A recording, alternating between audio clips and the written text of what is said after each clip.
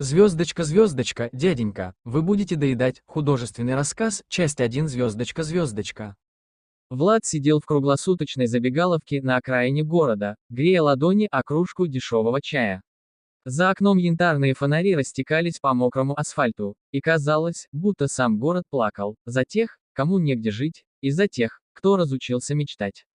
Влад был где-то посередине, с крышей над головой, но без того, ради чего утром хочется вставать.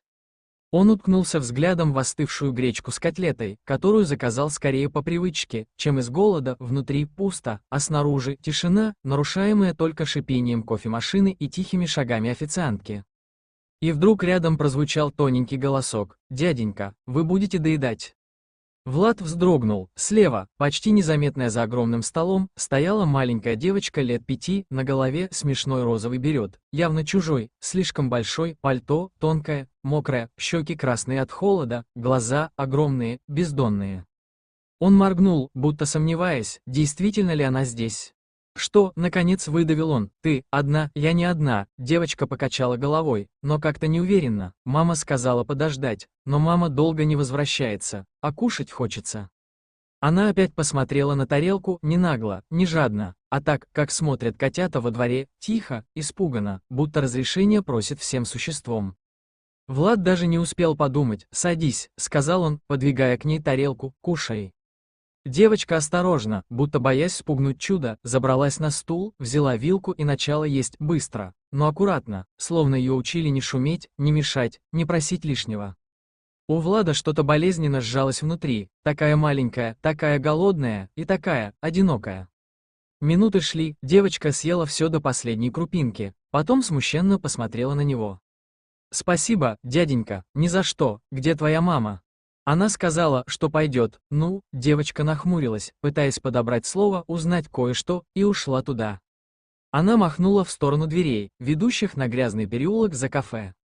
«Давно ушла?» — спросил Владение. «Давно», — тихо ответила она и скрестила ноги, будто боялась признаться, что время вообще можно считать.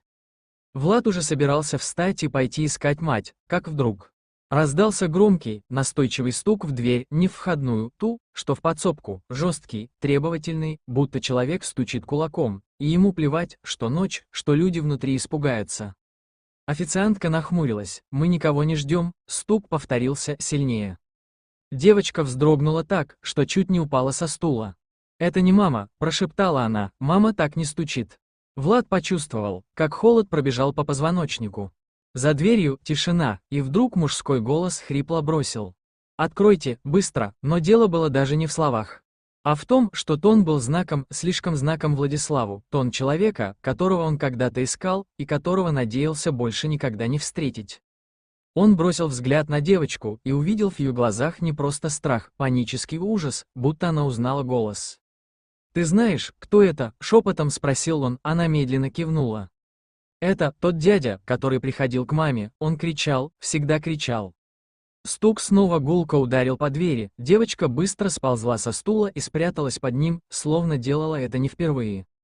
«Дяденька, не открывайте, пожалуйста». И вот в этот момент Влад понял, выбора нет.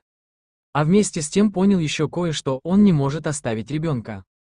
Дверь в подсобку снова содрогнулась от удара, будто с той стороны плечом навалилась вся злость человека.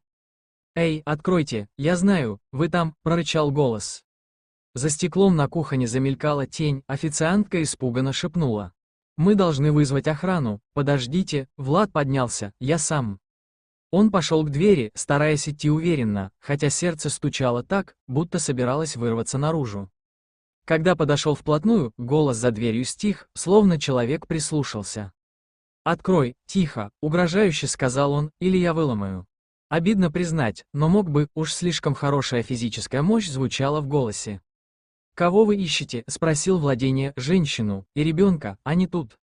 Девочка под столом тихонько всхлипнула, но Влад чуть заметно мотнул ей головой: «Молчи». «Тут никого нет», — твердо сказал он, — «вы ошиблись местом».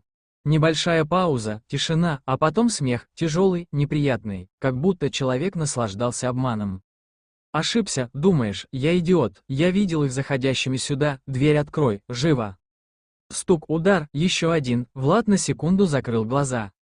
Память подбросила старую картину, ночной подъезд, запах сырости, взгляд мужчины, которого они пытались задержать. Тогда он ушел сквозь руки полиции, пропал, и вот, снова. Но что связывает его с этой женщиной и ребенком? Дяденька, тоненький голос под столом был почти неслышным, он, плохой, очень плохой, мама всегда плачет после него. Влад наклонился, чуть-чуть, словно случайно, и прошептал. «Как тебя зовут, Катя?» — ответила девочка, «Катенька». «Хорошо, Катенька, слушай, ты сейчас останешься здесь, не выходи, что бы ни случилось, поняла?» Она кивнула, сжав пальцами полу своего пальто, Влад распрямился. Стук стал яростным, дверь дрожала, и тут произошло неожиданное. Где-то на улице раздался женский крик, глухой, короткий и сразу оборванный. Катя взвизгнула и закрыла уши руками, «Это мама!» — закричала она, но Влад успел зажать ей рот ладонью, иначе ее услышали бы снаружи. У него внутри все перевернулось, женщина кричала неподалеку. Но кто был с ней и что с ней сделали, страх ребенка, прямое доказательство, что все серьезно. «Катя, тихо!» — он прошептал, «я разберусь». Девочка заплакала беззвучно, как будто ей запретили плакать когда-то давно. Влад подошел к официантке, «Позвоните в полицию». Но, сейчас же, она дрожащими пальцами вытащила телефон. Первый удар, и петли двери подозрительно скрипнули. «Эй!» — крикнул Влад в сторону двери, «полиция уже в пути, уходи!» «Да кому ты это врешь, герой?» — заскрипел голос с другой стороны, «ты даже не понимаешь, во что влез». Удар, еще удар, и Влад понимал, дверь не выдержит. И тут он услышал шаги, не снаружи, из кухни, повар вышел, держа в руке тяжелую чугунную сковороду. «Я с вами», — сказал он глухо, «детей обижать — последнее дело». На кухне послышался шорох, два подсобных работника тоже вышли.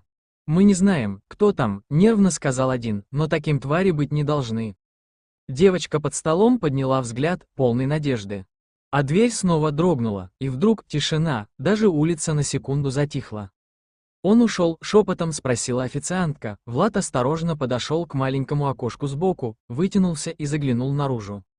И увидел, мужчина стоял вплотную к окну и смотрел прямо ему в глаза.